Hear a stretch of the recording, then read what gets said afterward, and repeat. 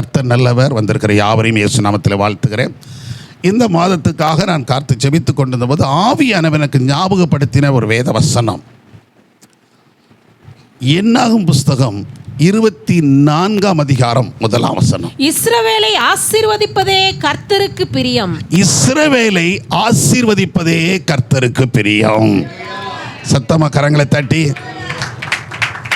பக்கத்தில் சொல்லிருங்க, உங்களை ஆசீர்வதிப்பதுதான் கர்த்தருக்கு பிரியம்.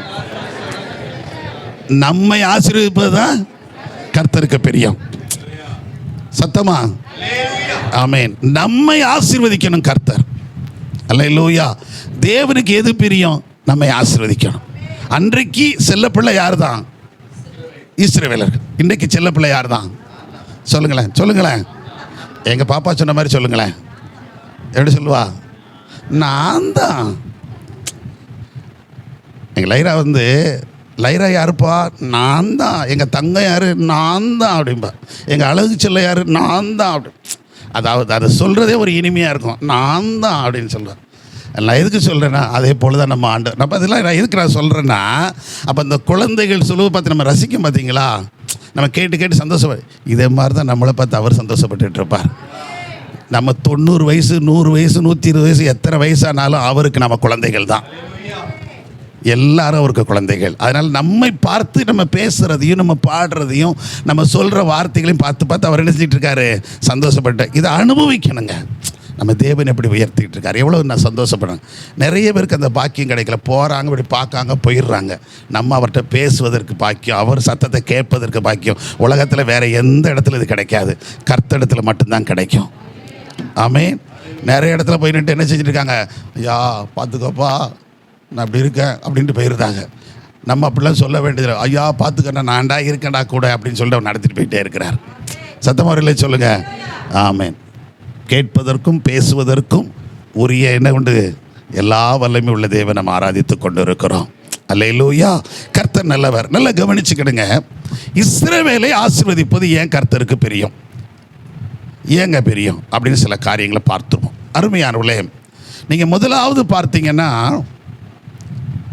ஆதியாகமம் புஸ்தகம் 35ஆம் அதிகாரம் 9ஆம் வசனத்திலிருந்து 13ஆம் வசனம் வரைக்கும் வாசித்து பாருங்க. அந்த வசனம் சொல்லுது, யாக்கோபு பதான் அராமிலிருந்து வந்த பின்பு தேவன் அவனுக்கு மறுபடியும் தரிசனமாகி அவனை ஆசீர்வதித்து, இப்பொழுது உன் பேர் யாக்கோபு, இனி உன் பேர் யாக்கோபு எண்ணப்படாமல் இஸ்ரவேல் என்று உனக்கு பேர் வழங்கும் என்று சொல்லி அவனுக்கு இஸ்ரவேல் என்று பெயரிட்டார். முதல்ல அவன் பேர் என்னவா இருந்துச்சு? யாக்கோபு. இப்போ அந்த பேர் எப்படி ஆகுது? இஸ்ரவேல். ஏன்னா அது வரைக்கும் நீங்கள் 32ஆம் அதிகாரத்தில் இதை வாசிக்கலாம். முதல்ல அங்கே சொல்கிறார், நீர் என்னை ஆசீர்வதித்தாலொழியே நான் உண்மை என்ன செய்ய மாட்டேன், போக விட. அப்பவும் சொல்கிறார், இனி உன் பேர் எப்படி இருக்கும்? யாக்கோபு என்னப்படாமல் என்னப்படும். அவ்வளோதான் சொல்லிட்டு போயிடுறார். அங்கே அப்படி தான் சொல்லியிருக்குது, யாக்கோபு எனப்படாமல் இஸ்ரவேல் அப்படின்னு சொல்லிடுறாரு. பட் இங்கே தான் சொல்கிறாரு, இனி உன்னை யாக்கோபுன்னு கூப்பிடாமல் எல்லாரும் இஸ்ரவேல். ஏன்னா நான் உன்னை ஆசீர்வதிக்க போகிறேன், எல்லாத்தையும் உன்னை தர சந்ததியை பெருக பண்ண போகிறேன். அப்புறம் யாக்கோபு என்றால் என்ன பேர்? எத்தன், ஏமாற்று பேர் வழி, அபகரிக்கிறவன். எதையெல்லாம் நமக்கு கிடைக்குதோ அதெல்லாம் என்ன செஞ்சுக்கணும்? தனக்கு சொந்தமாக்கணும் அப்படிங்கிற நினைக்கக்கூடிய வாழ்க்கை. ஆனால் இஸ்ரவேல் என்பது கர்த்தரால் ஆசீர்வாதம் வந்தால் போதும்னு நினைக்கிறது. சத்தமுறையிலே சொல்லுங்க. அவன் தேவனால் ஆசீர்வதிக்கப்படும், திருப்தி அடையணும். இவன் இப்படி சொல்லி கர்த்தர் அவனை நடத்துறதுக்கு அப்புறம் தான் நல்லா கவனிச்சுக்கிடுங்க. அவன் சொல்கிறான், நான் திருப்தியாக இருக்கேன்னு சொல்கிறான். எனக்கு போதுமானது என்று கர்த்தர் இணைஞ்சிருக்கிறாரு, தந்திருக்கிறார் அப்படின்னு சொல்லலாம். என் வேண்டியதெல்லாம் கர்த்தர் இணைஞ்சிட்டார், கொடுத்துட்டார். 2 பரிவாரங்களுக்கு தந்துட்டார். இந்த வார்த்தை எப்போ வந்துச்சுன்னா, அந்த இஸ்ரவேல் என்கிற பெயர் அவனுக்கு வந்ததுக்கு அப்புறம் தான் அதை திருப்தியெல்லாம் அவனுக்கு வர ஆரம்பிச்சது. அல்லேலூயா. அது வரைக்கும் அவன் எதை தான் பார்த்துக்கிட்டே இருந்தானா? குறைவை தான் பார்த்துக்கிட்டே இருந்தான். நம்ம இன்னும் வேணும், இன்னும் வேணும், இன்னும் ஓடணும், இன்னும் சம்பாதிக்கணும், இன்னும் சேர்க்கணும் அப்படின்னு நினைச்சான். அதுக்கப்புறம் தான் இவன் என்ன செய்ய ஆரம்பிச்சான்? மற்றவங்களுக்கு கொடுக்கணும். அது வரைக்கும் கொடுக்கலைங்க, அதுக்கப்புறம் தான் கொடுக்க ஆரம்பிக்கான். அது வரைக்கும் மாமன்கிட்டையும் அண்ணன் தம்பி அப்பா கிட்ட எல்லாத்தையும் இருந்து என்ன செஞ்சான்? முதல்ல தகப்பன்கிட்ட பிடிக்கிட்டான், அவன் முதல்ல அண்ணன்ட்ட பிடிக்கிட்டான், அப்புறம் அவன் ஐயாட்ட பிடிக்கிட்டான், அப்புறம் மாமன்கிட்ட இருக்கிறதெல்லாம் என்ன செஞ்சிட்டான்? பிடிக்கிட்டான். ஆனால் எல்லாத்தையும் ஆட்டையை போட்டு வந்தவன். ஆனால் இப்போ இவன் இங்கேருந்து எல்லாருக்கும் என்ன அடிச்சிட்டு இருக்கிறான்? கொடுத்துட்டு இருக்கான். எனக்கு வேண்டியதெல்லாம் அவர் தந்துட்டாரு. அல்லேலூயா. கரங்களை தட்டி கர்த்தரை மகிமைப்படுத்துங்க. கரங்களை தட்டி கர்த்தரை மகிமைப்படுத்துங்க. தேவன் தந்திருக்கிறார். ஏன் அப்படின்னு சொன்ன நல்ல கவனிங்க. இஸ்ரவேலை தேவன் தெரிந்து கொண்டு அவர் என்னன்னா அது என் ஜனம் என்று கர்த்தர் சொல்லுகிறார். அந்த இஸ்ரவேல் யாருடைய ஜனம்? நீங்கள் யாத்ரா புஸ்தகத்தை எடுத்துக்கிட்டீங்கன்னா அந்த 3ஆம் அதிகாரம் 7ஆம் வசனத்திலிருந்து தொடங்குறவர் அந்த 9ஆம் வசனம் அப்படிலாம் வாசித்து பார்த்தீங்கன்னா மை பீப்புள், என் ஜனம், என் ஜனம், என் ஜனம். அடுத்து நீங்கள் வாசித்து பாருங்க, என் ஜனமே, என் ஜனமே, என் ஜனமே, நிறைய இடத்துல சொல்கிறார். அவரை கர்த்தர் என் ஜனம் என்று தான் சொல்கிறார். நீங்கள் என் ஜனமாக இருப்பீர்கள், நான் உங்கள் தேவனாக இருப்பேன். அப்போ அவருடைய ஜனம் அப்படின்னு சொல்கிறார். அது மட்டும் இல்லை, இன்னொரு இடத்துல சொல்லுவேன், நீங்கள் என் சம்பத்தாக இருக்கிறீர்கள். என் கட்டளைகளுக்கெல்லாம் கீழ்ப்படிந்து இங்கே நடப்பீர்களானால் எப்படி இருப்பீங்க? என் சம்பத்தாக இருப்பீர்கள் அப்படின்னு சொல்லி 19:5 சொல்கிறார். எனக்கு சம்பத்துகள் அப்படிங்கிற நீங்கள் தான் என் ஆஸ்தி, நீங்கள் தான் என் சொத்து. அந்த அளவுக்கு யாரை பார்க்குறார் ஆண்டவர்? இஸ்ரவேலை. இப்போ இஸ்ரவேலை அன்னைக்கு பார்த்தா இன்னைக்கு யாரை பார்த்து கொண்டு இருக்கிறார்? உங்களையும் என்னையும் பார்த்து கொண்டு இருக்கிறார். ஏன்னா அவர் விலையேறப்பட்ட ரத்தத்தை சிந்தி நம்மை மீட்டெடுத்திருக்கிறார். அல்லேலூயா. இன்னும் சத்தமுறையிலே சொல்லுங்க, இன்னும் சத்தமுறையிலே சொல்லுங்க. ஆமாங்க. அதனால தான் அன்றைக்கு அந்த இஸ்ரவேல் ஜனங்களை குறித்த ஒரு தரிசனம், அவருக்கு ஒரு கரிசனை இருந்துக்கிட்டே இருந்துச்சு. அவருடைய ஜனம் இஸ்ரவேலை ஆசீர்வதிப்பதே கர்த்தருக்கு பிரியம். ஏன் அப்படின்னா அது அவருடைய ஜனம். நம்ம வீட்டில் யாருக்கு முதல்ல செய்வோம்? வீட்டில் யாருக்கு முதல்ல செய்வோம்? உலகத்தில் யாருக்கு முதல்ல செய்கிறோம்? பிடிச்சவங்களை செய்கிறோமா? பிள்ளைகளுக்கு செஞ்சு தான் பிடிச்சவங்க பார்ப்போம். பிடிச்சது பிடிக்காதுல ரெண்டாவது. முதல்ல எங்கே தான்? அதானே முதல்ல சொந்த பிள்ளைகள், அதுக்கு போக தான் அடுத்தவங்களுக்கு. எவ்வளோ தான் கஷ்டப்பட்டாலும் நஷ்டப்பட்டாலும் பிரச்சனைகள் இருந்தாலும் முதல்ல நம்ம பிள்ளைகளுக்கு செய்ய வேண்டியது நம்ம என்ன செஞ்சுருவோம்? செய்துருவோம். ஏன்னா நம்ம குடும்பம், நம்ம பெற்றெடுத்த பிள்ளைகள், நம்ம வளர்க்குற பிள்ளைகள். அவங்க அதுக்கு அடுத்து தான் யாருக்கு போவோம்? மற்றவங்களுக்கு செய்யலாம். இதே தான் தேவன் நம்ம சொந்தம், அவருடைய பிள்ளைகள். அந்த உரிமையில் தான் அவர் செய்து கொண்டிருக்கிறார். அதனால தான் அவர்கள் இக்கட்டுக்குள்ளே கிடக்கும் போது, எகிப்தில் அடிமையாக இருக்கும்போது கூட என் ஜனங்கள் மிகுந்த உபத்திரவத்தில் இருக்கிறாங்கன்னு அவர் சொல்கிறார். அவங்களை நான் மீட்டுக்கொண்டு வர வேண்டும் அப்படின்னு சொல்லி மோசேயை கர்த்தர் என்ன செய்கிறார்? அழைக்கிறார். அந்த 2ஆம் அதிகாரத்திலே நீங்கள் பார்த்துட்டிங்கன்னா அதற்கான திட்டமிடுறார். 2ஆம் அதிகாரத்திலேருந்து 4ஆம் அதிகாரம் வரைக்கும் நீங்கள் வாசித்து பார்த்தீங்கன்னா யாத்திராகமம் 2, 3, 4 3 அதிகாரங்கள்லையும் அந்த ஜனங்களை எப்படியாவது என்ன செய்யணும்? வெளியிலே கொண்டு வரணும். அவங்களை பாலும் தேனும் ஓடுகிற தேசத்தில் கொண்டு வந்து வைக்கணும். அப்படி அதற்கு மோசேயை கர்த்தர் திட்டம் பண்ணுகிறார். ஏன்னா அங்கே ஆண் பிள்ளைகள் யாருமே இருக்க முடியாது. அன்னைக்கு இருந்த காலகட்டம் ஆண் பிள்ளையாய் பிறந்தவர்களாம் சாகடிக்கப்பட வேண்டும். அப்போ எல்லாம் செத்துக்கிட்டே இருந்தால் யார் இவங்களை மீட்பது? அதற்காக ஒரு பெரிய பிளானை பண்ணி யாரை கர்த்தர் உயிரோடு பாதுகாக்க வைக்கிறாரு? மோசேயை உயிரோடு காக்கிறார். அந்த மோசேயும் இஸ்ரவேல் ஜனங்களுக்குள்ள காக்காம எங்கேயே வைக்கிறார் பாருங்க. எங்கே வச்சு? சிங்க குகையில் வச்சே பாதுகாக்கிறார் பாருங்க. சத்தமுறையிலே சொல்லுங்களேன். எங்கே ஆபத்து இருக்குதோ, எங்கே அழிவு வருதோ அங்கேயே ஒருத்தனை சுகமாக வாழ வச்சுட்டு இருக்கார் பாருங்க. ஒரு ரட்சகரை தேவனை உருவாக்குறதுக்கு கர்த்தர் என்னெல்லாம் தெரியும். ஏன்னா யாரை பாதுகாக்கணும்? என் ஜனத்தை விடுதலையாக்க வேண்டும், என் ஜனத்தை ஆசீர்வதிக்கணும். தேவன் இஸ்ரவேலை ஆசீர்வதிப்பதற்கு அவ்வளோ பிரயாசம். அப்போ நீங்களும் நான் இன்னைக்கு இருக்கிறோம். நம்ம என்ன செய்யணும்? கர்த்தர் தீர்மானிச்சிட்டாரோ, ஆசீர்வதிக்கணும் தீர்மானிச்சிட்டாருன்னா நமக்காக யாரை வேணுமானாலும் பாதுகாத்து கொண்டு வந்துட்டே இருப்பார். ஒரு மோசேக்காக ஆண்டவர் எடுத்துக்கொண்ட சிரத்தைகள் எவ்வளோ யோசித்து பாருங்க. அவ்வளோ பிரயாசப்பட்டு அவனை எப்படியாவது பாதுகாத்து கொண்டு வந்து ஒரு 40 வயது வரைக்கும் உருவாக்கி அதற்கப்புறம் பார்த்திங்கன்னா அவனுக்குள்ள சிந்தனைகளை கொடுக்குறார். அவன் அதை செய்கிறான். ஆனால் அவன் வழி தவறிடுறான். செய்ய வேண்டியதை எப்படி செய்யணுமோ அதை செய்யாமல் அவன் மனசில் தோணுது. ஏன்னா இவன் படிச்சுட்டான், இவன் பெரிய பட்டதாரி, இவன் பெரிய கலை நிபுணன், எல்லாம் கற்று தேறினவன். அதனால அந்த திறமையை பயன்படுத்திட்டான்.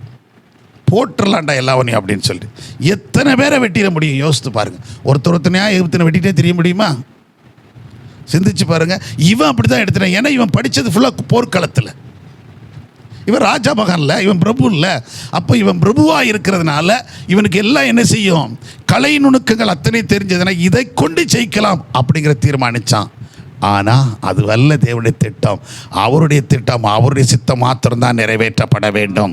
அவருடைய நோக்கம் நிட்டம் தான். என்னை குறித்து உங்களை குறித்து ஒரு தீர்மானம் இருக்குது. ஒவ்வொரு மனிதனை குறித்து அழைத்து இருக்கிறார், வேறு பிரித்து இருக்கிறார், நம்ம தாயின் கருவிலை தெரிந்தெடுத்திருக்கிறார். ஆனால் எல்லாரும் எல்லாத்தையும் என்ன செய்ய முடியாது? சொல்லுங்க. எல்லாரும் எல்லாத்தையும் செய்வதற்கு தேவன் பயன்படுத்தவில்லை. ஒவ்வொருத்தரையும் ஒவ்வொரு விதங்களில் தேவன் பயன்படுத்த விரும்புகிறார். அல்லேலூயா. ஆமாங்க, அதுக்கு நம்ம இசைவாய் போக வேண்டும். அதற்கு நம்ம பக்குவமாகும் போது தான் கர்த்தர் நம்மை பயன்படுத்த ஆரம்பிக்கிறார். அவை இங்கே நல்லா கவனித்துக் கொள்ளுங்க. அங்கே வேதம் அப்படித்தான் சொல்லுகிறது. இஸ்ரவேல் ஜனங்களை திட்ட அவனை ஆசீர்வதிப்பது கர்த்தருக்கு பிரியம்.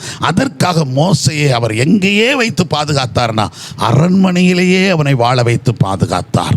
அல்லேலூயா. அப்போ உங்களை விடுதலை செய்ய தீர்மானிக்கிறார். உங்களை கொண்டு வர நல்லா கவனிச்சுக்கிட்டிங்கன்னா, இப்போ மோசையை உருவாக்கிட்டாரு. அப்புறம் வனாந்தரத்தில் போய் 40 ஆண்டுகள் அங்கே மாமனார் வீட்டில் ஒன்று ராஜபீடத்தில் உருவாக்கிடணும், இல்லைன்னா மாமனார் வீட்டில் தான் உருவாக்குவார். புரியலையா? இளைஞர்களுக்கு வாலிபர்களுக்கெல்லாம் சொல்கிறேன், சரியாக வீட்டில் உருவாக்கலைன்னா உங்களுக்கு சேத்தான் சொல்லுதேன். ஒன்றாந்தேதி சபிக்க நினச்சிடாதீங்க. பெற்றோர்கள் உங்கள் பிள்ளைகளை சரியாக உருவாக்கலைன்னா அவன் உருவாக்கப்படுற இடம் மாமியார் வீடு தான். வெளுத்து வாங்கிடுவார் கொண்டு போய். இவன் சரியில்லை, இவனை சரியாக கொண்டு வரணுங்கிறக்காட்டி எங்கே தான் கொண்டு விட்டார்? எங்கே தான் கொண்டு விட்டார்? மாமனார் வீட்டில் ஆடு மேய்க்க 40 வருஷம் இருந்தான் பாருங்க, தெளிவாயிட்டான். 40 ஆண்டுகள் யார் இருக்கிறா? மோசே. 20 ஆண்டுகள் யார் இருக்கிறா? யாக்கோபு. நல்லா கவனிச்சுக்கிட்டு 2 பேரையும் ஒரு தலைவனாக்கணும், ஒரு சந்ததி ஆசீர்வதிக்கணும். அதுக்கு உருவாகிற இடம் எது தான்? மாமனார் மாமியார் வீடு தான். அங்கே போனால் தான் பக்குவங்கள் என்ன செய்யும்? உருவாகும். அல்லேலூயா. ஏன்னா வீட்டில் செல்ல பிள்ளை, நம்ம இஷ்டப்படியெல்லாம் நடப்போம். நான் அப்படி தான் பண்ணுவேன், நான் இப்படி தான் செய்வேன் அப்படிலாம் சொல்லும். அங்கே போகும்போது அந்த வாலெல்லாம் என்ன செய்வார்? ஒட்ட நறுக்கிடுவார். எல்லாம் நறுக்கிவிட்டு இப்படி தான் இரு அப்படி சொல்லி வச்சுருவார். அதுக்கப்புறம் நல்லா கவனித்து பாருங்களேன், 2 பேருடைய வாழ்க்கையிலும் பாருங்கள், 2 பேரும் ஒன்று போலே தொடங்குவான். இந்த மோசையும் எதை திறந்து கொடுத்தா பெண்ணு பிடிச்சான்? தண்ணி.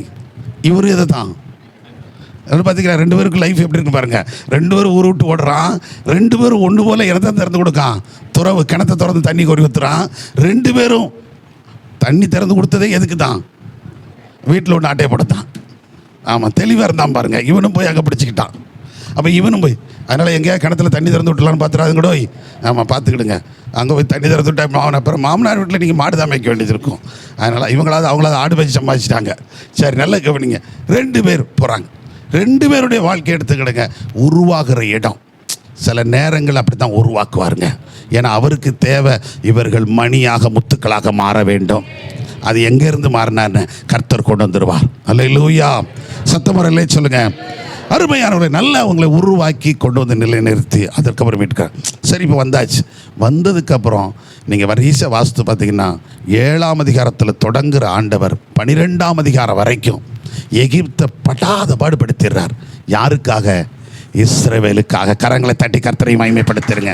ஏன்னா இஸ்ரவேலை ஆசீர்வதிப்பதுதான் கர்த்தருக்கு பிரியம்.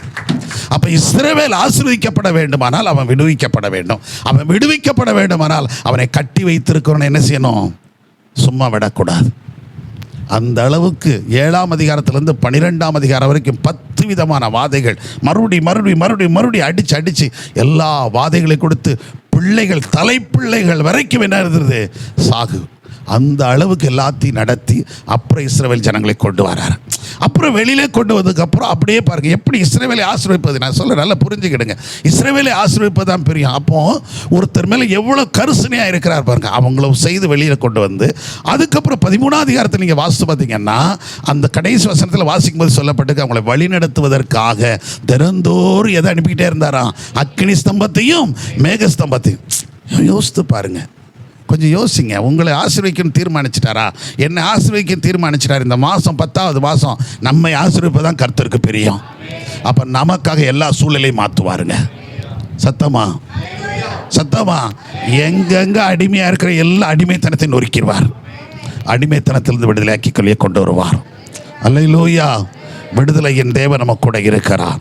அவர் அது மாத்திர வழி நடத்துவதற்கு அக்கினி ஸ்தம்பத்தையும் மேகஸ்தம்பத்தையும் அனுப்புவார். பக்கத்தில் சொல்லுங்க, அவர் அக்கினி ஸ்தம்பமாய் மேகஸ்தம்பமாய் நம்ம கூட வந்துக்கிட்டே இருப்பாரியா. அல்லேலூயா. அப்போ பகலையும் பயப்பட வேண்டாம், இரவுலையும் பயப்பட வேண்டாம். அடுத்து பார்த்தீங்கன்னா பாதையில் என்ன வந்துருச்சு? சுமந்த சமுத்திரம், செங்கடல்.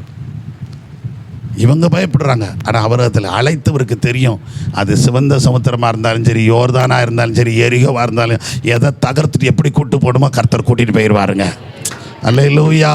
அந்த 14ஆம் அதிகாரம் 15ஆம் வசனம் அதெல்லாம் இப்போ அதில் விலைக்கு போடணும் நேரமாயிரும். நான் அதை சொல்லிட்டு மட்டும் போயிடுறேன். நல்லா கவனிக்கிடுங்க. எவ்வளோ அழகாக கொண்டு போகிறார்.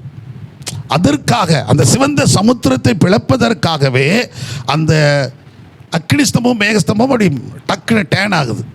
ஒரே இடத்துல முன்னாடி வெளிச்சமாகுது, பின்னாடி இருட்டாகுது. இப்படி யோசித்து பாருங்க, எவ்வளோ அருமையாக நடத்திட்டு வர. நான் நினைக்கிறேன் இன்றைக்கி நம்ம போக்கஸ் லைட்லாம் அதை வச்சு தான் கண்டுபிடிச்சான் போல தெரியுது. போக்கஸ் லைட் வச்சு அங்கிட்டாக்க வெளிச்சம், இங்கிட்டாக்க என்ன இருக்கும், இருட்டாக இருக்கும். இதெல்லாம் இப்படி இதே மாதிரி தான் ஆண்டவர் நடத்தினார். சூரியன் சந்திரன் எல்லாமே எங்கிட்டாக்க இருக்குது. சந்திரன் வெளிச்சம் எங்கே கொடுக்குது? இவங்களுக்கு அக்கினி ஸ்தம்பம் முன்னாடி வெளிச்சமாக இருக்குது, இஸ்ரவேல் ஜனங்களுக்கு வெளிச்சமாக இருக்குது. பின்னாடி துரத்துறவனுக்கு எப்படி இருக்குது? இருட்டாக இருக்குது. அப்படி தடவிக்கிட்டே வரான். அவன் இருளே வாழ்ந்தவன் இருளாவே போவான் போல தருது. அதில் இருட்டுக்குள்ளேயே அடக்கம் கடைசி வரைக்கும் இருட்டு தான் தடவிடுத்திடுவாங்கன்னு நினைக்கிறேன். அதனால் வெளிச்சத்தின் பிள்ளையாகவே நம்ம போய்கிட்டு இருப்போம். சத்தமுறையிலே சொல்லுங்கள். ஆகவே அந்த அளவுக்கு ஆண்டவர் செய்கிறார். சிவந்த சமுத்திரத்தை பிளக்கிறார், அதில் வெட்டாந்தரையாக்கி அதில் என்ன செய்கிறார்? கடந்து வர பண்ணுறார். அதுக்கப்புறம் பார்த்தீங்கன்னா அடுத்த வசனம் சொல்லுது, 16ஆம் அதிகாரத்துக்குள்ள 14, 15 இது நடக்குது. சிவந்த சமுத்திரத்தை பிளக்கிறாங்க, கர்த்தரை துதிக்கிறாங்க, கர்த்தரை மகிமைப்பட. 16ஆம் அதிகாரத்தில் வந்துட்டீங்கன்னா அவங்களுக்கு மன்னாவை கொடுத்துட்றார். எவ்வளோ அழகாக சொல்லிட்டு வர்றாரு. ஒவ்வொரு நாள் இப்போ எடுத்து வாஸ்த நேரமாக சொல்லிட்டு போகிறேன். அப்போ மன்னாவை கொடுக்குற. அப்போ ஒரு ஜனம் வெளியே போகிறாங்க, ஒரு பிள்ளை வெளியில் போகிறான், ஒரு பையன் போகிறான், அவரை நடத்துகிறோம், அவனை பாதுகாக்கணும். அவனுக்கு வழி நடத்துவதற்கும் பாதுகாப்பு கொடுத்துட்றாரு. வெறும் பாதுகாப்பு மட்டும் கொடுத்தா போதாது, என்ன வேணும்? ஆகாரம் வேணும். அப்போ அந்த ஆகாரத்தையும் கொடுக்கிறார்.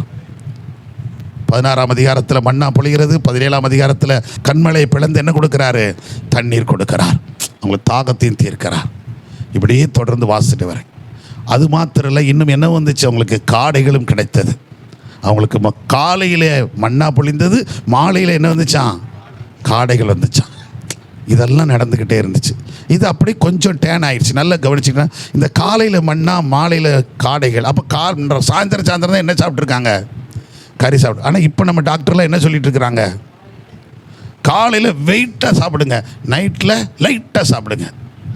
எப்படி இல்லைன்னா சாப்பிடாமலே இருங்க அப்படிங்காங்க. இப்போ டாக்டர் இப்படி மாற்றிட்டாங்க. ஆனால் பைபிளில் எப்படி தான் போட்டிருக்குது? காலையில் லைட்டாக சாப்பிட்டாங்க, நைட்டில் வெயிட்டாக சாப்பிட்டாங்க. சத்த முறையில் சொல்லுங்களேன். நம்ம முரண்பாடான ஆட்கள். இப்போ கல்வி நம்மளை முரண்பாடாக்கிருச்சு. அப்படி தானே? அதுக்காக வெயிட்டாக சாப்பிடுறது. நம்ம போய் 2 மணிக்கு போய் இப்போ 1 மணிக்கு போய் என்ன சாப்பிட்டுக்கிட்டு இருக்கான்?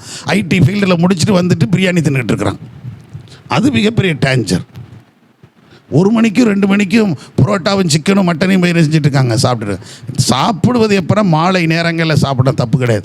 கிராமங்கள்லாம் அன்றைக்கி எப்போ தான் அடித்தாங்க கோழியை? காலையில் வீட்டில் இருந்தால் தானே. காலையில் எந்திரிச்சோன்னா 3 மணிக்கு 4 மணிக்கு எப்போ விடியுன்னு பார்ப்பாங்க, என்ன செஞ்சுட்டு இருப்பாங்க? கிளம்பி போய்கிட்டே இருப்பாங்க. அவங்களுக்கு தெரிஞ்ச ஒரே ஒரு வெளிச்சம் அந்த பக்கத்தில் பார்ப்பாங்க. என்ன கிடைக்கும்? ஒரு ஸ்டார் ஒன்று இருக்கும், பார்த்துருக்கீங்களா? ஒரு வெளிச்சம், விடி வெள்ளின்னு சொல்லுவாங்க. வெள்ளி வந்துருச்சு வா அப்படி சொல்ல. அப்போ இங்கெல்லாம் இருக்கிறதெல்லாம் தங்கமாக இருந்துச்சாக்கும், எல்லாம் வெள்ளி தான். ஆனால் அவன் எதைத்தான் வெள்ளின்னு கவனிப்பான். கிராமத்தில் சொல்லுவாங்க பார்த்தீங்களா, வெள்ளி பூத்துருச்சு வா வா வா போ அப்படிப்பா. அப்படின்னா அந்த 2 மணி 2:30 மணி 3 மணிக்கெல்லாம் வந்து என்ன கிடைக்கும்? ஒரு வெளிச்சம், ஒரு கிழக்கு இருந்து. அந்த வெளிச்சத்தை பார்த்த உடனே அவன் கிளம்பி அப்படியே போய்கிட்டே இருப்பாங்க. எல்லாம் தோட்டக்காட்டு போயிடுவாங்க. வீட்டில் என்ன இருக்குதோ அதை சுருட்டி எடுத்து வச்சுருப்பேன். அங்கே போய் பழைய கஞ்சோ அல்லது குழு கஞ்சோ கம்மங்கஞ்சோ எதையோ ஒன்று சாப்பிட்டு அன்றைக்கி வேலையை முடிச்சிடும். ஆனால் சாயந்தரம் வந்து தான் வீட்டில் நடக்கிற கோழிகளை என்ன செய்கிறது? பிடிக்கிறது. சொந்தக்காரங்க வந்தாலும் உறவுக்காரர்கள் வந்தாலும் சாயந்தரம் தான் என்ன அடிப்பாங்க? கோழிகளை, நாட்டு கோழிகளை பிடிச்சி அடிச்சாலே கோழி பிடி அப்படிம்பாங்க. அது அடைய வரும்போது 6 மணிக்கு தான் பிடிக்க ஆரம்பிப்பாங்க. பிடிச்சி அடித்து நைட்டில் தான் சாப்பிடுவாங்க. எவனுக்கு எந்த வியாதி வந்ததில்லை, எவனுக்கும் ஹார்ட் அட்டாக் வரல, எவனுக்கும் கொழுப்பிச்சது வரல. நல்லதானே சாப்பிட்டாங்க, நல்லதானே வாழ்ந்தாங்க. இது எங்கேருந்து மாறிடுச்சு யோசித்து பாருங்கள். இங்கே பைபிளில் அப்படி தான் இருக்குது. காலையில் என்ன வந்துச்சான்? மண்ணா. சாயந்தரம் என்ன கிடச்சிச்சு? காடை. அவங்கெல்லாம் சாகவே நல்லா தான் இருந்தாங்க. சத்தமுறையிலே சொல்லுங்கள். நம்ம வேறு மாதிரி மாறிக்கிட்டு நமக்கு வியாதி இழுத்துக்கிட்டோம், அவ்வளோதான். சரி இருக்கட்டும், நம்ம போட்டோம். ஆனால் கர்த்தர் இப்படி நடத்துகிறார் பாருங்கள், அதிசயமாய். மேகஸ்தம்பத்தை அக்கினி ஸ்தம்பத்தை வச்சு நடத்துகிறாரு. அப்புறம் அவங்கள மன்னாவை கொடுக்குறாரு. அப்புறம் கண்மலையில் அந்த தண்ணீர் கொடுக்குறார், காடைகளை கொடுக்குறார். நல்ல திருப்தியாக ஒரு நாளும் குறைவில். எல்லாருக்கும் என்ன வேணுமோ அது அவங்கவுங்க விருப்பப்படி சாப்பிடலாம் தான் சொல்லியிருக்குது. இப்படித்தான் சாப்பிடணும் அவருடைய யார்ட்டையும் சொல்லலை. இந்த மன்னாவை கொடுத்துட்டா இப்படி தான் நீ சாப்பிட்ணுன்னு சொல்லலை. அந்த மன்னாவை உனக்கு எப்படி விருப்பமோ அப்படிலாம் நீ என்ன செய்து கொள், சாப்பிட்டுக்கொள். அப்படி தான் சொல்லி நடத்துகிறார். அல்லேலூயா. இப்படி எத்தனை நாள் வரைக்கும் நடத்தினாராம்? 40 ஆண்டுகள். ஏன்னா அவருடைய நோக்கம் யார் ஆசீர்வதிக்கணும்? ஆமென். சத்தமுறையிலே சொல்லுங்கள். அப்போ அவங்கள நம்மளை நடத்த மாட்டாராங்க? பக்கத்தில் கேளுங்க. நடத்துவாரா, நடத்த மாட்டாரா? தைரியமாக சொல்லுங்க, நடத்துவார். அல்லேலூயா. ஏன்னா எதுக்காக நடத்துவாராம் சொல்லுங்க, எதுக்கு? அதான் செய்தி. நம்மை ஆசீர்வதிப்பதே கர்த்தருக்கு பிரியம். ஏங்க, ஆசீர்வதிக்க கூட ஒரு பிளான் கொடுக்குறாருங்க, ஒரு மெத்தடு. இப்படித்தான் ஆசீர்வதிக்கணும், இப்படித்தான் அப்படின்னு சொல்லி கொடுக்குறாருங்க. நீங்கள் என்ன 6ஆம் அதிகாரத்தை எடுத்துக்கிடுங்க, கடைசியை பாருங்களேன். ரொம்ப அழகாக சொல்லியிருப்பாருங்க. மோசேட்ட சொல்ல, நீ ஆரோனுக்கு சொல்ல வேண்டியது ஆரோனுக்கும் அவன் பிள்ளைகளுக்கும் குமாரருக்கும் நீ சொல்ல வேண்டியது என் ஜனத்தை இப்படி ஆசீர்வதிக்கணும். எப்படி அழகாக சொல்றாரு பாருங்க. அந்த வசனத்தை வாசித்து பாருங்க, 23 வாசித்து பாருங்க. நீ ஆரோனோடும் அவன் குமாரரோடும் சொல்ல வேண்டியது என்னவென்றால், நீங்கள் இஸ்ரவேல் புத்திரரை ஆசீர்வதிக்கும் போது அவர்களை பார்த்து சொல்ல வேண்டியதாவது, கர்த்தர் உன்னை ஆசீர்வதித்து உன்னை காக்க கடவர். கர்த்தர் தம்முடைய முகத்தை உன்மேல் பிரகாசிக்க பண்ணி உன்மேல் கிருபையாய் இருக்க கடவர். கர்த்தர் தம்முடைய முகத்தை உன்மேல் பிரசன்னமாக்கி உனக்கு சமாதானம் கட்டளையிட கடவர் என்பதே. இந்த 3 வசனங்களை எப்படி அழகா சொல்றாரு பாருங்க. முதல்ல என்ன சொல்றாரு? கர்த்தர் உன்னை ஆசீர்வதித்து கர்த்தர் உன்னை ஆசீர்வதிப்பார், அவர் உன்னை காத்துக்கொள்வார். ஏன்னா வெறும் ஆசீர்வாதம் மட்டும் இல்லை, அந்த ஆசீர்வாதத்தோடு கூட நம்ம என்ன செய்யணும்? ஆமா, அப்படியே 10 கோடி ரூபாயை கொடுத்துட்டு அப்படியே தூக்கிட்டா நம்மளை எங்க போவ? புரியுதா புரியலையா? இன்றைக்கி ஒரு 10 லட்ச ரூபா கிடச்சிருச்சுமா, நீங்கள் சர்ச்சை விட்டு வீட்டுக்கு போறீங்க, போனோடனே எம்மா உனக்கு பழையது உங்கள் அப்பா சேர்த்து வச்சது உங்கள் தாத்தா சேர்த்து வச்சது சொத்து இருந்தாங்க 10 லட்ச ரூபா வந்திருக்கு அப்படின்னு கொடுத்துட்டார். கொடுத்து 10 நிமிஷம் செத்து போயிட்டேன்னு வைங்க. சொல்லு, புரியுதா? அப்போ ஆசீர்வாதத்தை தரணும், அந்த ஆசீர்வாதத்தோடு கூட என்ன செய்யணும்? அதான் காக்கிறதுன்னா என்ன செய்யணும்? அதை முதல்ல அனுபவிக்கிறதுக்கு வாழ்க்கை நமக்கு வேணும். சத்தமாக இல்லை சொல்லுங்க. இல்லைன்னா அது பிரயோஜனம், அது தந்து என்ன பிரயோஜனம்? அதனால அதை ஆசீர்வதித்து காக்கிறார். அடுத்து, கர்த்தர் தம்முடைய முகத்தை உன்மேல் பிரகாசிக்க பண்ணி, அவர் முகத்தை நம்ம மேல பிரகாசிக்க பண்ணி நம்ம மேல கிருபையா இருப்பார். அப்ப நம்ம எங்க போனாலும் கர்த்தருடைய பிரசன்னத்தால நடந்துகிட்டே இருக்க முடியும். அல்லேலூயா.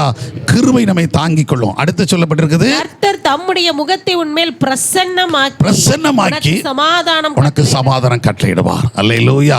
இப்படி சொல்லி நீ ஆசீர்வதிங்க, அப்பொழுது நான் அவர்கள் என்ன செய்வேன்?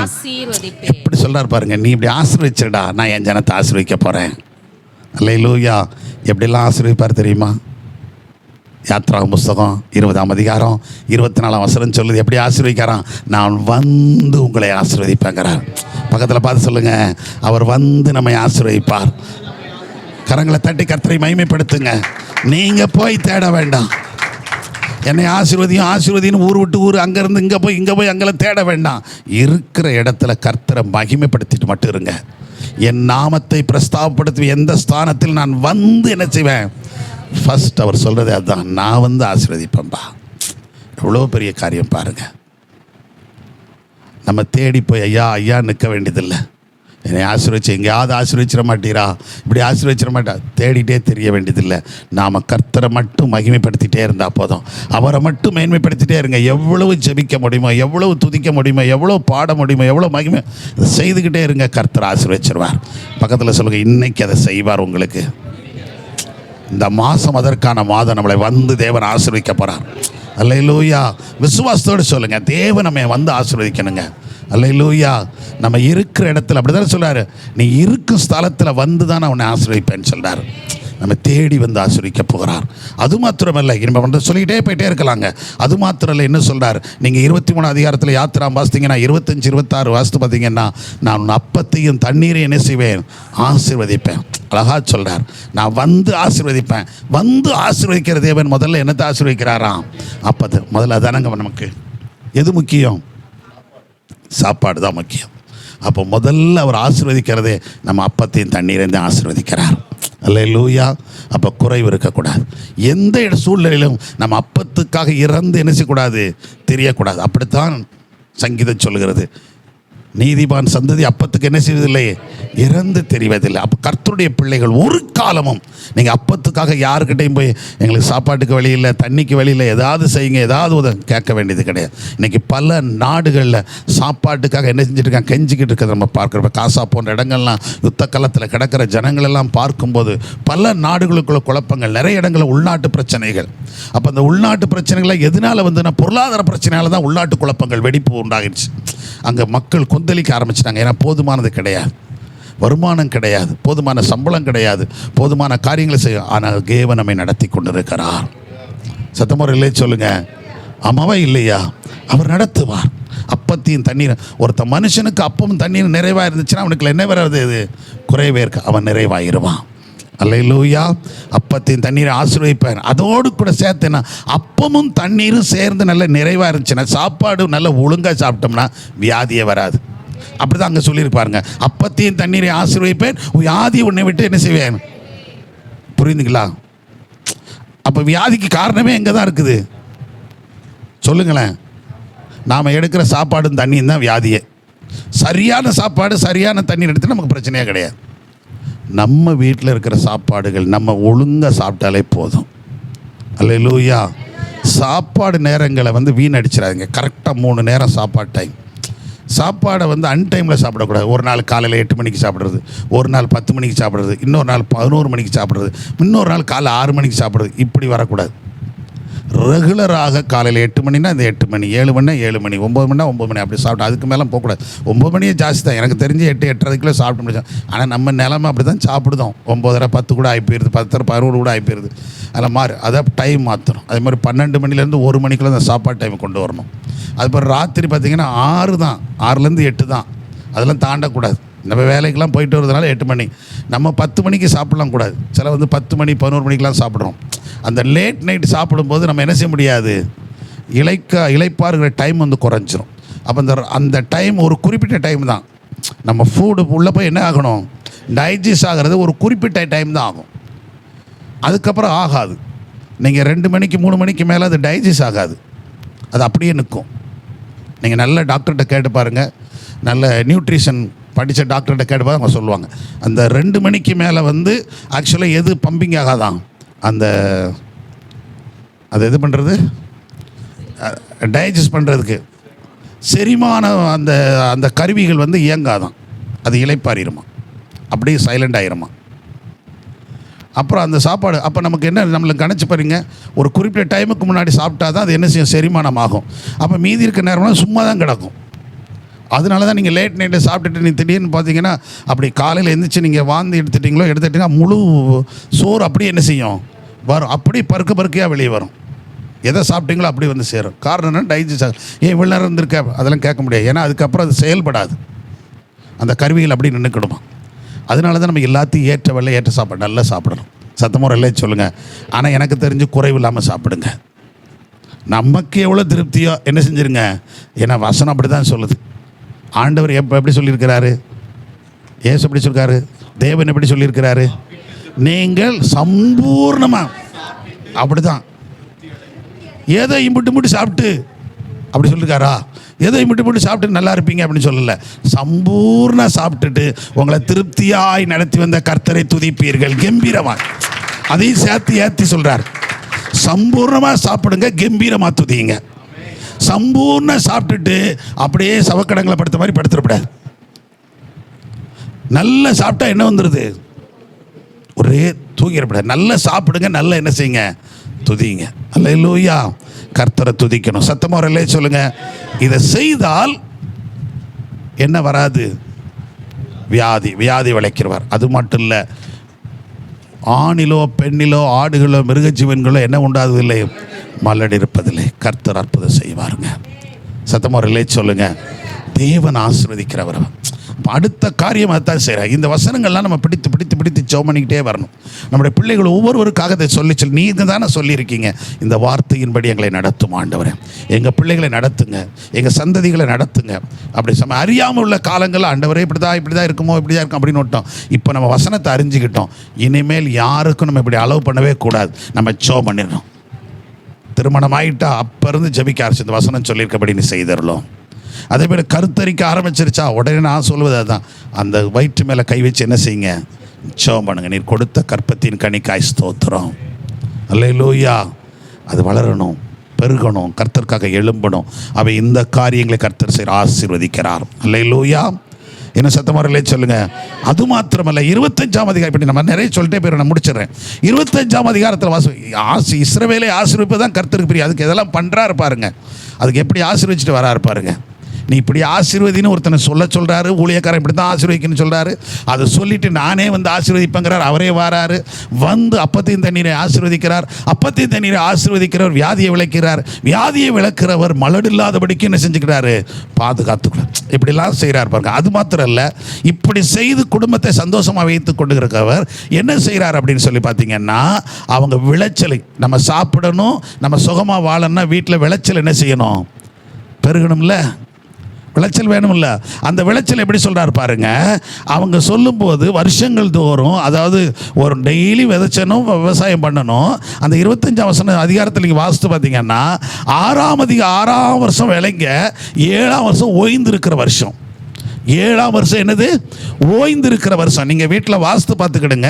அங்கே 18ஆம் வசனத்துலேருந்து 22ஆம் வசனம் வரைக்கும் நீங்கள் வாசித்தீங்கன்னா, 7ஆம் வருஷம் ஓய்ந்து இருக்கணும். அன்னைக்கு போய் விவசாயம் பண்ணாத, நீ அறுவடைக்கு போகாத, எதையும் செய்யாத, எல்லாமே ஆடு மாடு மிருக ஜீவங்களாம் ஓய்ந்து இருக்கட்டும்.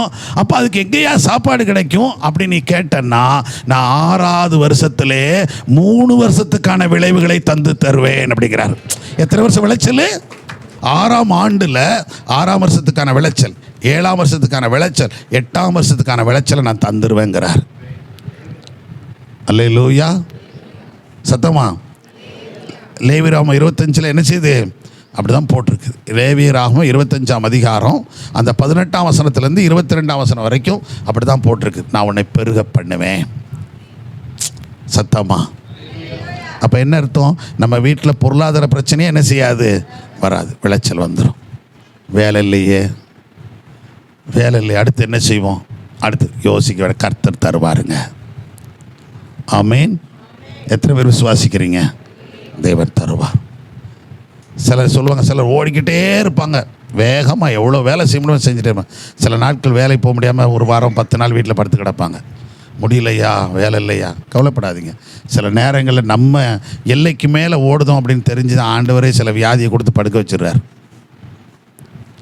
ஐயோ பயப்படாதீங்க, சாகலாடி கூட மாட்டார். ஏன்னா நமக்கு என்ன கொடுக்கணும், கொஞ்சம் நம்மளாக எடுக்க மாட்டோம், அவர் சிலரை எடுக்க வைக்கிறார்.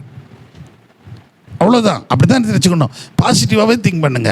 நானாக எடுக்க மாட்டேன், கர்த்தர் நம்மளை என்ன செஞ்சுருக்காரு, கொஞ்சம் ரெஸ்ட் கொடுத்துருக்கா, இளைப்பாற வச்சுருக்கிறார், கொஞ்சம் இளைப்பாருவோம் அப்படின்னு யோசித்துக்கிடுங்க. சில நேரங்கள் அப்படி தான் வைக்கிறார். ஏன்னா ஓய்வு வேணும்னு, விவசாயத்துக்கு வேணும், வேலைக்கு வேணும், தொழிலுக்கு வேணும், எல்லாத்துக்குமே கர்த்தர் என்ன கொடுக்க சொல்கிறாரு, ஓய்வு கொடுக்க. 1 வருஷம் முழுதும் ஓய்வு இருக்க சொல்கிறார் அவங்கள. அதுக்கான விளைச்சல் நான் தந்துடுவேன்.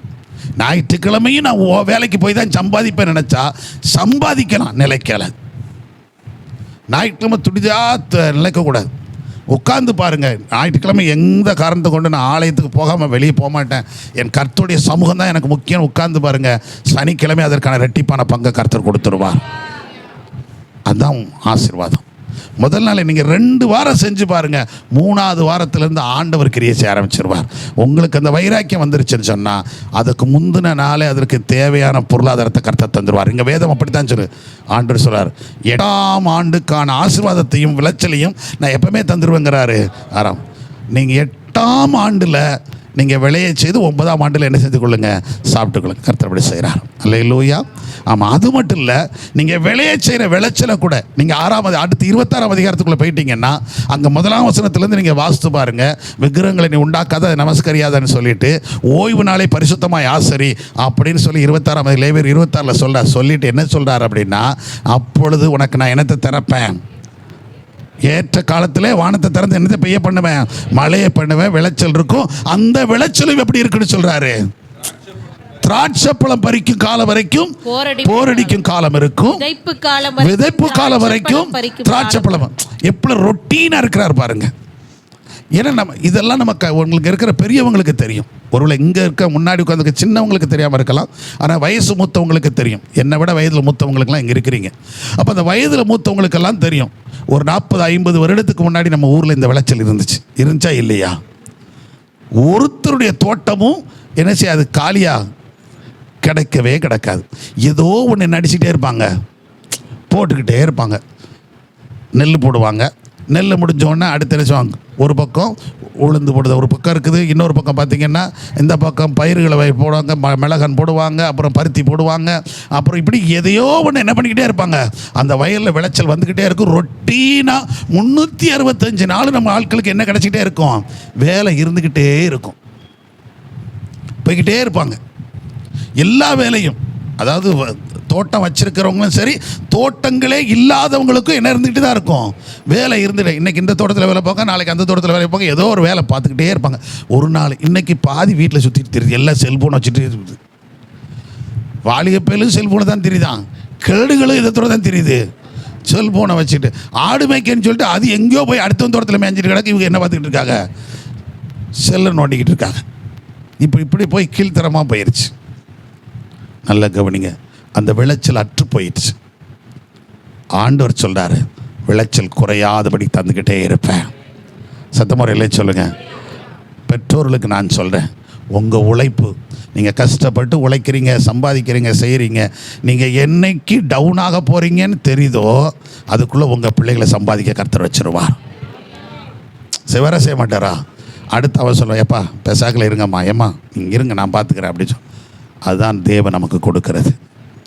இல்லைன்னா அவன் ஏம்மா நீ பெசாக்கில் வீட்டை காலி பண்ணி போயிரு, என் முன்னாடியை பாதுகாக்கணும்.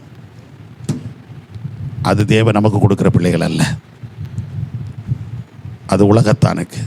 கர்த்தருடைய பிள்ளைகளுக்கு அவருடைய பெற்றோரை பாதுகாக்கக்கூடிய அளவு கர்த்தர் தந்துக்கிட்டே இருப்பார். நீங்கள் பேசாக்கில் இருந்தான்னு சொல்லுவான், அமைதியாக இருங்க, எதுக்கு இந்த போட்டு பெற தேவையில்லாமல் இந்த வேலை செய்கிறீங்க, வயசாகிடுச்சுல நிம்மதியாக இருங்க, நாங்கள் உங்களுக்கு உழைச்சி கொடுக்கோம். இதுதான் தேவன் நமக்கு கொடுக்கறது. இந்த வசனம் சொல்லுது பார்த்தீங்களா, ரொட்டீன். ஏதோ ஒரு வருமானம் குறையும் போது இன்னொரு வருமானம் என்ன செஞ்சிடணும், வந்துடணும், வர வச்சிருவார். எத்தனை பேர் விசுவாசிக்கிறீங்க? எத்தனை பேருக்கு அந்த நம்பிக்கை இருக்கிறது? ஆமாம், ஏன்னா நம்ம விவசாயம் பண்ணலை, அதனால் நான் சொல்ல வரேன். விவசாயம் பண்ணுறவங்களுக்கு விவசாய விளைச்சல். அப்போ பொருளாதார வேலை பார்க்குறவங்களுக்கு அதுக்கு தக்க வேலை தான் என்ன செய்வார். அது என்ன வேலை, எப்படி வரும், கர்த்தர் நடத்துவார். எங்கண்ணா கர்த்தர் நடத்துறதுலாம் ஆச்சரியமாக இருக்குங்க. ஒவ்வொரு மாதமும் நீங்கள் பார்த்தீங்கன்னா பல தேவைகளோடு உட்காந்துருப்போம். இது எப்படி முடியும், ஆனால் அந்த மாதம் முடிந்த பிறகு பார்த்தீங்கன்னா எப்படி இதெல்லாம் முடித்தோம், எப்படி இதை செய்தோம் அப்படின்னே தெரியாத அளவுக்கு கர்த்தர் நடத்திடுவார். அப்படி உண்மையிலேயே அப்படி அனுபவிச்சிருக்கவங்க சத்தம் முறையிலே சொல்லுங்களேன். இந்த பணம் எங்கேருந்து வந்துச்சு, இதை எப்படி கொடுத்தோம், இருக்கமா இல்லையா? இதுதான் தேவன் செய்கிறது. இதை புரிஞ்சிக்காம தான் நம்ம முக்காலோடு அழுதுட்டு கிடக்கு. நாங்கள் என்ன செய்ய, நான் ஏன் அதை சிந்திக்கவே வேண்டாங்க, எதிர்மறையான சிந்தனையே வேண்டாம். இதுவரைக்கும் நடத்தினவர் இனியும் அற்புதமாய் நடத்துவார். அல்லேலூயா. இன்னும் சத்தம் வரலே சொல்லுங்க, இன்னும் சத்தமான். அல்லேலூயா. இஸ்ரவேலை ஆசீர்வதிப்பதான், என்னை ஆசீர்வதிப்பதான், உங்களை ஆசீர்வதிப்பதான், நம்மை ஆசீர்வதிப்பதான். அடுத்த வாரம் நடத்த மாட்டாரா? தருவாருங்க. போன மாதம் பண்ணவர் அடுத்த மாதம் செஞ்சிட மாட்டாரா? போன வருஷம் செய்தவர் இந்த மாதம் செஞ்சிட மாட்டாரா? போன வருஷத்தை விட இந்த வருஷம் விசேஷமாக செய்வாரா? இன்னும் இதை விட விசேஷமாக செய்வார். கர்த்தர் வர்ற வரைக்கும் ஒரு நாள் ஒரு குறையும் நம்ம வைக்க விட மாட்டார். அல்லேலூயா.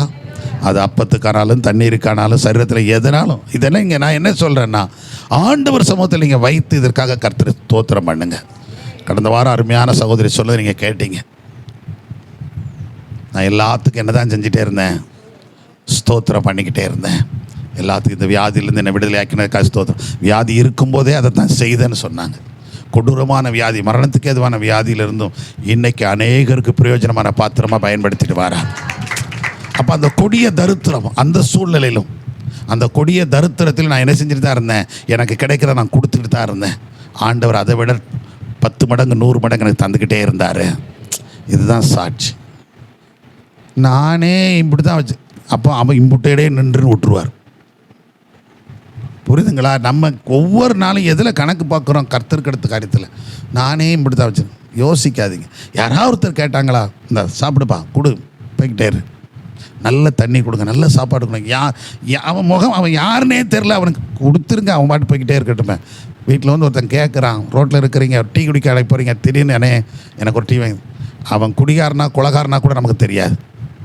ஆனால் நம்மகிட்ட என்ன கேட்குறான், பசின்னு கேட்குறான். எனக்கு ஒரு டீ வாங்கி கொடுங்கண்ணே, குடிச்சிட்டு பாப்பா. ஒருவேளை 10 ரூபா தான் இருக்குது, நம்மளே ஒரு டீ தான் போயிருக்கோன்னாலும் குடிப்பா. ஏப்பா அந்த டீ போட்டு அந்த தம்பிகிட்ட கொடுத்துருப்பா, வந்துருங்க ரூபாயை கொடுத்துட்டு. அதற்குரிய பலனை பரலோகத்தின் தேவன் நமக்கு தருவார். நானே இப்போ தான் இவ்வளோ தவிச்சு வந்து குடிச்சு வந்து நிற்கிறேன் அப்படி யோசிக்காதீங்க, விட்டுருங்க. இப்படி விதைக்கும் போது தான் அறுவடை பெரிதாக இருக்கும். சத்தமுறை இல்லை சொல்லுங்கள், இன்னும் சத்தமுறை இல்லை சொல்லுங்கள். ஆகவே நமக்கு யாராவது தருவாங்களா நம்ம எதிர்பார்க்கிறத விட நாம் எவ்வளோ பேருக்கு நம்மளால் செய்ய முடியும்னு நினச்சி பார்த்தீங்கன்னா நமக்கு கொடுப்பதற்கு தேவன் பரலோகத்தை திறந்து வச்சிருப்பார். ஏன்னா அவர் தான் சொல்கிறார், நல்ல பொக்கிஷசாலை எங்கே கிடக்குது? எந்த பேங்க்லேயும் கிடையாது. எங்கே இருக்குது? வானத்தின் பொக்கிஷசாலை. அந்த நல்ல பொக்கிஷசாலை திறப்பாராம். அந்த பொக்கிஷசாலை திறந்து நம்ம கையடிச்ச எல்லா காரியத்தையும் ஆசீர்வதிச்சிருவாராம். அல்லேலூயா. இது ஒரு இடத்துல சொல்கிறார். இது என்ன உபாகம் புஸ்தகத்தில் சொல்கிறார். அதே நீங்கள் மல்கியாவில் சொல்லும்போது வீட்டில் இடம் கொள்ளாமல் போக மட்டும் நான் பலகணிகளை தருவாங்கிறார். அல்லேலூயா. எத்தனை ஆசீர்வாதங்கள்ங்க வந்துக்கிட்டே இருப்பாருங்க. அதனால தான் பீலையாம் போகிறான். இப்போ தான் நான் செய்திக்கே வாரேன் அப்படின்னு நினைக்கிறேன்ல. நம்ம பீலையம் தானே கொஞ்சம் சொன்ன அந்த வார்த்தையை. இப்போ தானே பிளேயமுக்குள்ளே வாரேன். இந்த பீலையாம் இஸ்ரவேலை எதுக்கு போனான்? சபிக்க தான் போனான். சபிக்க போனவன கர்த்தர் எப்படி மாத்துறாரு? ஆசீர்வாதம் வைக்கிறார். அங்கே சொல்கிறாரு, நீ சபிக்காத, அவர்கள் ஆசீர்வதிக்கப்பட்டவர்கள். 22:12 வாஸ்து பாருங்க, ரொம்ப அழகா சொல்லப்பட்டிருக்கும். அதற்கு தேவன் பிழையாமை நோக்கி, நீ அவர்களோட போக வேண்டாம், நீ அவர்களோடு போக வேண்டாம், அந்த ஜனங்களை சபிக்கவும் வேண்டாம், அந்த ஜனங்களை நீ சபிக்கவும் வேண்டாம், அவர்கள் ஆசீர்வதிக்கப்பட்டவர்கள். பக்கத்தில் பார்த்து சொல்லுங்க, நீங்க ஆசீர்வதிக்கப்பட்டவர்கள். நீங்க சொல்லுங்க, அப்பதான் நீங்க ஆசீர்வாதமா இருப்பீங்க. புரியுதா? மற்றவங்களை பார்த்து என்ன செய்யணும்? நீங்க ஆசீர்வதிக்கப்பட்டவர்கள் சொன்னா உங்களை கர்த்தர் ஆசீர்வதிச்சிருவார். ஆமென். அதனால எப்பவுமே பிளஸ் பண்ணுவதற்கு நீங்க முந்தணுங்க. மற்றவங்களை ஆசீர்வதிப்பதற்கு நீங்க என்ன செய்யணும்? முந்தணும். கர்த்தர் உன்னை ஆசீர்வதிப்பார். நீங்க ஆசீர்வதிக்கப்பட்டவர்கள் அப்படி சொல்லிக்கிட்டே இருங்க, கர்த்தர் நம்மளை ஆசீர்வதிச்சுக்கிட்டே இருப்பார். அல்லேலூயா. கொடுப்பதற்கு ஜெயிப்பதற்கு முந்தணுங்க. எதனால்? வேதம் படி தான் சொல்லுங்க. இயேசு கிறிஸ்து சொன்னார் பார்த்தீங்களா, அவள் என்ன செய்தாள்? அவள் முந்திக் கொண்டாள். எனக்கு தைலம் பூசா என்ன செய்தா? இவ்வளோ கூட்டம் இருக்கும்போது என் மேலே என் சிரசில் தைலம் பூசா நெஞ்சா, அவ்வளோதான், முந்திக்கிட்டா முடிஞ்சு போச்சு. அதை செய்ததுனால தான் எல்லாரும் செய்யட்டும், நம்ம பார்த்துக்கூட செய்வோம் அப்படின்னு சொன்னால் பேர் லிஸ்ட்டில் இல்லாமல் போயிடும். ஆனால் முந்தி செஞ்சிட்டா அவள் செய்ததும் என்றைக்கு என்ன செய்யப்படும்? சொல்லப்படும். இப்போ வரைக்கும் சொல்லிகிட்டு இருக்கோம் பாருங்க. 2000 வருஷம் ஆச்சு. இயேசு கிறிஸ்துவுக்கு செய்து எத்தனை வருஷம் ஆச்சு? இன்னும் எத்தனாயிரம் வருஷம் பேச போகிறாங்களோ தெரில. கர்த்தருடைய வருகை வருமானம் அந்த பெண்மணியை சொல்லிக்கிட்டே தான் இருக்க போகிறோம். அவள் பேர் கூட என்ன செய்யப்படாது தெரியலை. ஆனால் சொல்கிறேன் பார்த்திங்க, அவள் செய்ததும் என்ன செய்யப்படும்? அவ்வளோதாங்க. நம்ம எதை செய்தோமோ அதை என்ன செஞ்சிட்டோம்? சரி, இப்போ 10 பேர் இருக்கிறோம், யார் சரி அவங்களாம் என்ன செய்கிறாங்கன்னு பார்த்து செய்வோம். அப்படிலாம் அவங்க செய்கிறாங்க, செய்யாமலே போனாலும் பரவாயில்ல, நம்ம செய்கிறத செஞ்சுட்டு வந்துடணும். நாம் முந்தி வச்சிட்டோம்னா தேவன் அதைத்தான் ரெக்கார்டு வைக்கிறார். சத்தமுறையிலே சொல்லுங்கள், இன்னும் சத்தமுறையிலே சொல்லுங்கள். ஆகவே சொல்ல, அவர்கள் ஆசீர்வதிக்கப்பட்டவர்கள். நம்மை ஆசீர்வதிக்கப்பட்டவர்களாக தான் கர்த்தர் பார்க்க விரும்புகிறார். அதனால கர்த்தர் நம்மை ஆசீர்வதிப்பதற்கு காரணம் தான் நம்ம ஆசீர்வதிக்கப்பட்டவர்கள். ஆமென். அருமை. இதற்காக தேவன் பாருங்க இவனை கொண்டு போகிறார். அவன் சொல்கிறான் பாருங்க, நான் ஆசீர்வதிக்க கட்டளை பெற்றேன். நான் என்ன செஞ்சுருக்கிறேன்? 23 அப்படி தான் சொல்கிறான். 23ஆம் அதிகாரத்தில் சொல்லும்போது 19-20 நீங்கள் வாசித்து பார்த்தீங்கன்னா, இதோ ஆசீர்வதிப்பதற்கு நான் என்ன பெற்றுக்கிட்டேன்? கட்டளை பெற்றேன். அவர் ஆசீர்வதிக்கிறார், அதை நான் என்னால் மாற்ற முடியாது. கர்த்தர் ஆசீர்வதிக்கார், நீ ஆசீர்வதின்னு சொல்லிட்டார், நான் ஆசீர்வதிச்சிருவேன். என்னால் அதை என்ன செய்ய முடியாது. எவ்வளவு பணம் தாரண்ணா, எவ்வளவு பொருள் தாரண்ணா, எவ்வளவு காரியம் செய்வேன்னு சொன்னேன், எதுவுமே நடக்கலை. கர்த்தர் ஆசீர்வதிக்க நினச்சிட்டா எவனாலையும் நம்மளை சபிக்க முடியாது. எவ்வளோ பெரிய கொம்புன்னு வந்து நம்மளை நினைச்ச முடியாது, சபிக்க முடியாது. அவன் சபிக்க விடாதபடி அவனை ஆசீர்வதிக்க வச்சுட்டு போயிடுவார். அல்லேலூயா. சத்தமாக சொல்லுங்கள், பக்கத்தில் பார்த்து சொல்லுங்கள், அவர் ஆசீர்வதிச்சிட்டா யாராலும் உங்கள் ஆசீர்வாதத்தை மாற்ற முடியாது. ஆமாம். அதே நேரத்தில் அவர் ஆசீர்வதிக்கலாம் யாராலையும் நம்மளை என்ன செய்ய முடியாது. அவ்வளோதான். அதையும் சிந்திச்சுக்கிடணும். கர்த்தர் ஒருத்தர் மாத்திரம்தான். ஆமென். சத்தமுறையிலே சொல்லாமா? விசுவாசிக்கிறீங்களா? அவர் தான் சொல்ல, இஸ்ரவேலை ஆசீர்வதிப்பது. இப்போ நம்ம பார்த்தவன், இதுக்கப்புறம் தான் அடுத்து வர்ற நாட்கள் நான் உங்களுக்கு சொல்கிறேன் என்னென்ன ஆசீர்வாதம், இன்னும் என்னென்ன ஆசீர்வாதம். அவனை ஆசீர்வதிப்பது கர்த்தருக்கு பிரியம்னா இவ்வளோ காரியம் திட்டம் பண்ணுறார் பாருங்கள். ஒரு மனுஷனை ஆசீர்வதிக்க என்னெல்லாம் பண்ணுறார். எவனையும் நீ சபிச்சிடாதுன்னு சொல்கிறார், தடுத்து நிறுத்துறார் பாருங்கள். இன்றைக்கி அவர் நம்மை ஆசீர்வதிக்க அவருக்கு பிரியம். எத்தனை பேர் ஏற்றுக்கொள்கிறீங்க? சொல்லுங்கள், தைரியமாக சொல்லுங்கள். என்னை ஆசீர்வதிப்பதான் கர்த்தருக்கு பிரியம். இன்னும் சொல்லுங்களேன், என்னை அப்படின்னா உங்களை ஆசீர்வதிப்பதற்கு எப்படி தெரிந்து, இதெல்லாம் நீங்கள் எடுத்து இப்போ நான் சொன்னது அத்தனையும் இஸ்ரவேல் ஜனங்களை ஆசீர்வதிப்பதற்காக கர்த்தர் வைத்துக்கொண்ட மெத்தடு, பாதைகள். இப்படியெல்லாம் கொண்டு வந்து உங்களை ஆசீர்வதித்தார். அந்த தேவனுக்கு அதே பாதையில் உங்களை நடத்திடுவார். நமக்காக எல்லா தடைகளையும் என்ன செய்வார்? உடைப்பார். நம்மளை தேடி வந்து ஆசீர்வதிப்பார். அப்பத்தையும் தண்ணீரை ஆசீர்வதிப்பார். வியாதியை விளக்குவார். மழை இல்லாதபடி நம்மை காத்துக்கொள்ளுவார். நம்முடைய விளைச்சலை பெருக பண்ணுவார். 3 ஆண்டுக்கான விளைச்சலை பெருக பண்ணுவார். எவ்வளோ தேவையோ அதை தருவார். அதுபோல் ரொட்டீனாக இன்றைக்கு இருக்குது, அடுத்த வருஷம் என்ன செய்ய, அடுத்த மாதம் ஒன்றும் யோசிக்க வேண்டாம், கண்டினியூவாக நம்முடைய பொருளாதாரத்தை மேன்மைப்படுத்திக்கிட்டே இருப்பார். இது பொருளாதாரம் மட்டுமல்ல, சரீர சுகமாக இருக்கலாம், எதுவாக இருக்கலாம். நீங்கள் என்ன நினைக்கிறீங்களோ அதையெல்லாம் நன்மையாக மாற்றிடுவார். நிச்சயம். எத்தனை பேருக்கு அந்த விசுவாசம் இருக்கிறது? ஆமாம், தைரியமாக சொல்லுங்கள் எல்லாரும் சேர்ந்து. என்னை ஆசீர்வதிப்பதே கர்த்தருக்கு பிரியம்.